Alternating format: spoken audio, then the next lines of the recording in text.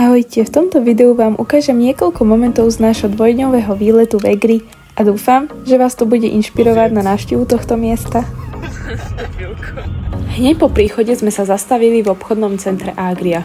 Má dosť čirky z Coca-Cola. Hotel sa nachádza v krásnom vinárskom regióne a ponúka ubytovanie v rôznych typoch izieb. Každá izba je vybavená klimatizáciou, telkou, Wi-Fi pripojením, minibarom a hlavne krásnym výhľadom na okolitú prírodu.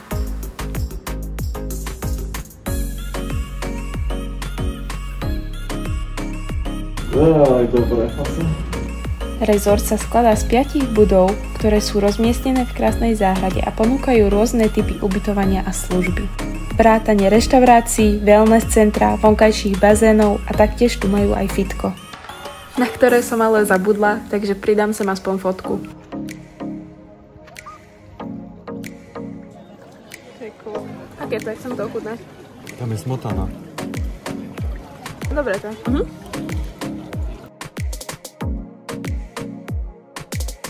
Však daj 0,5 a tak si ma odchodia.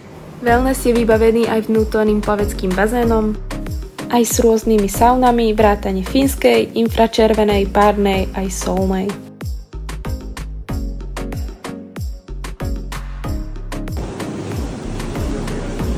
No.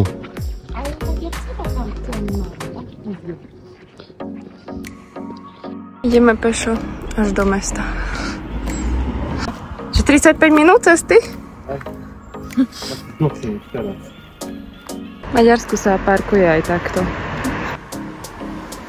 Mesto Eger je aj známe tým, že sa tu každoročne v lete konajú všelijaké akcie a podujatia.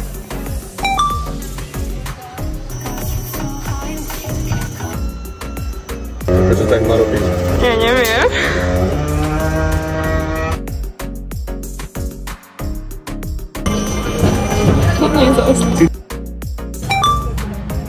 Vraciame skôr neviem s čím cestovinami a ja svoju klasiku, ryžu s kuracím mäskom. Ja som v živote lepšiu ryžu nejedla.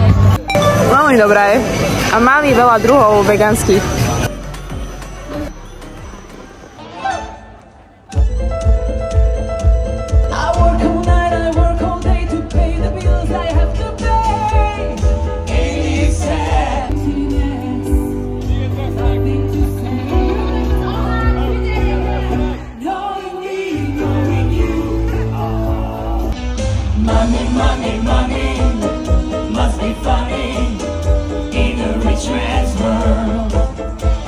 A tu sme sa už vybrali domkov na ubytovňu. Kúsok sme sa aj pohádali, keďže on chcel ísť taxíkom, ja som chcela ísť pešo. Nakoniec sme aj tak išli pešo. Takže iba 5 minút od nášho ubytovania sa nachádzalo údolie pekných žien, tak sme sa tam išli pozrieť takto večer. Takže už sme prišli na ubytko, ja si 11 hodín. Idem sa umyť a ideme sa zajtra. Takže dneska sme vstali okolo 8. To sú naše raňajky. Na raňajkách som však bezlepkové pečivo nenašla, takže som si ho zobrala svoje, ale aj vegánske mlieka a ostatné takéto náhrady tam určite nájdete. A keď už sme sa odubytovali, tak sme išli zase do nákupného centra nakupovať. Toto nesmieme vynechať pri návšteve Maďarska. No, chcem aj tvoje ochutnať. A ty ochutnaj moje. Toto tu nechám. A ja toto. Mne toto viac chutí tvoje. Ju na nohy. Prečo? Však si dáme oni. Čo prečo? Lebo včera som urobil 10 km a dneska ďalších dávam. Dneska máme vstup zadarmo. A keď sme tu sklamali.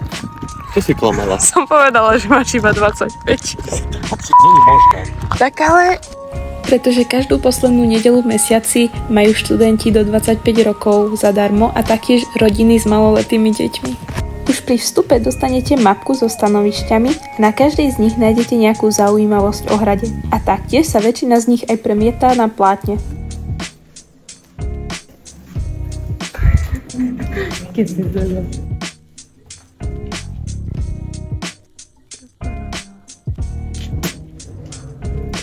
Ty táčam.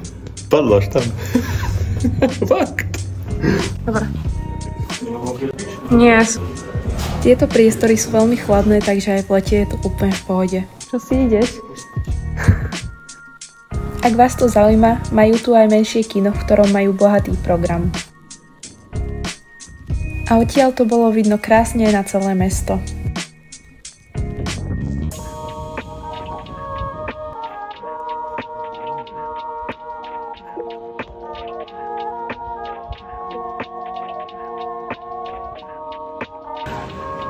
Toto je tu strašne také strašidelné, lebo tie osoby postavy sú strašne vysoké. Na nádvorí je aj reštaurácia a kaviareň, kde sa viete nájsť. Cestou domov sme sa zastavili vo Silvašvárade a chceli sme sa pozrieť, čo toto miesto ponúka, keďže sme tu ešte nikdy predtým neboli. A ako sme zistili, je toto naozaj krásne miesto, ktoré ponúka veľmi veľa možností. Je tu milión stánkov, kde sa viete najesť, nakúpiť si aj zo pár blbostí. Na moje prekvapenie tam mali aj takúto bobovú dráhu, všelijaké trampolíny, preliesky pre deti a taktiež Tarzániu. No a boli sme veľmi prekvapení, lebo vlastne je to len malá dedinka v Maďarsku a ponúka naozaj neskutočne veľa možností. Köszönöm, egészséget! Je kakaš. Načo, je kakaš. Výlet nás vyšiel okolo 130 € na osobu a ja si myslím, že máme na čo spomínať.